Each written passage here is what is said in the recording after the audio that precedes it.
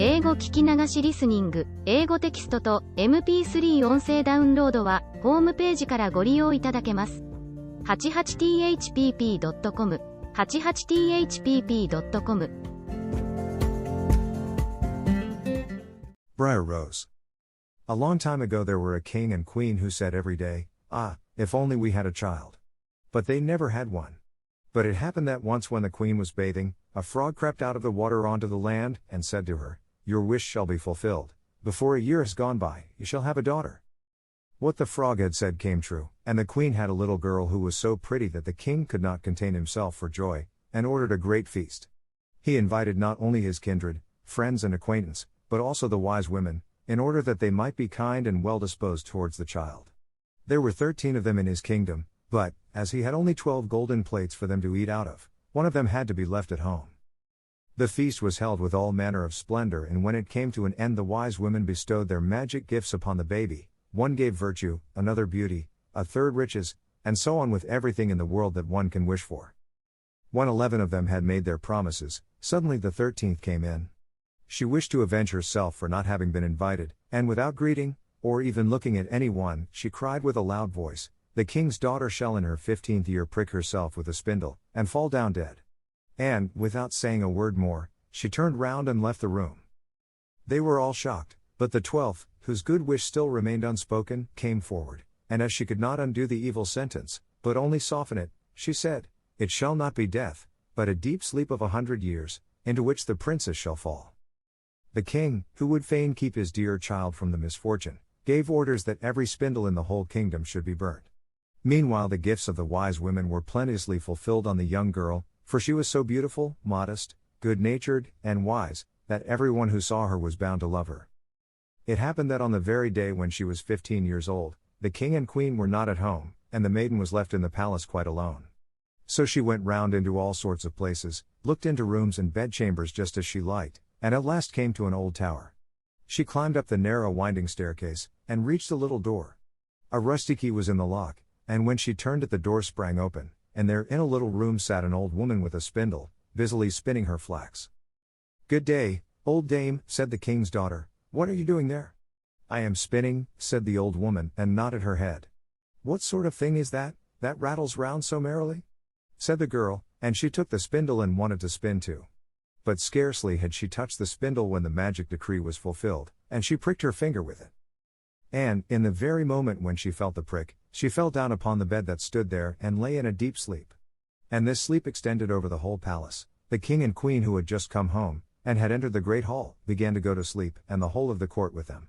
The horses, too, went to sleep in the stable, the dogs in the yard, the pigeons upon the roof, the flies on the wall, even the fire that was flaming on the hearth became quiet and slept, the roast meat left off frizzling, and the cook, who was just going to pull the hair of the scullery boy, because he had forgotten something, let him go, and went to sleep.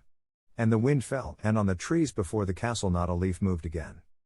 But round about the castle there began to grow a hedge of thorns, which every year became higher, and at last grew close up round the castle and all over it, so that there was nothing of it to be seen, not even the flag upon the roof.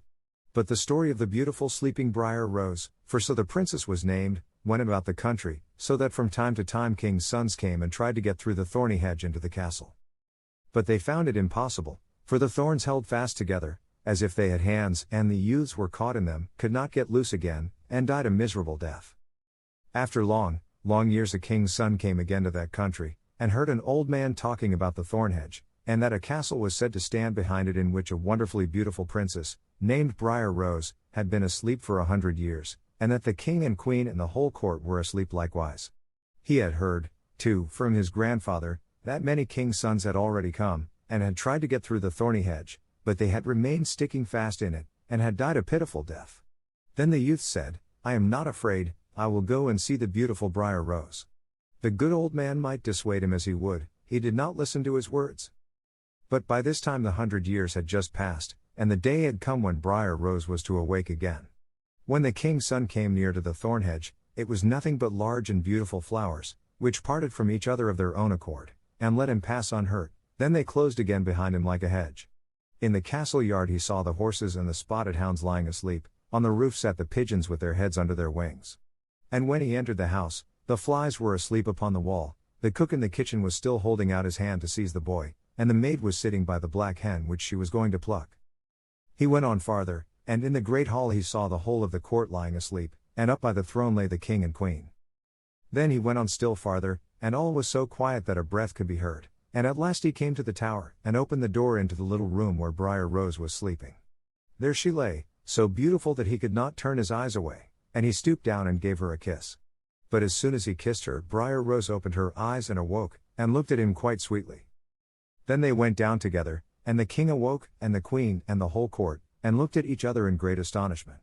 And the horses in the courtyard stood up and shook themselves, the hounds jumped up and wagged their tails, the pigeons upon the roof pulled out their heads from under their wings, looked round, and flew into the open country, the flies on the wall crept again, the fire in the kitchen burned up and flickered and cooked the meat, the joint began to turn and frizzle again, and the cook gave the boy such a box on the ear that he screamed, and the maid plucked the fowl ready for the spit. And then the marriage of the king's son with Briar Rose was celebrated with all splendor, and they lived contented to the end of their days. 英語聞き流しリスニング、英語テキストと MP3 音声ダウンロードはホームページからご利用いただけます。88thpp.com、88thpp.com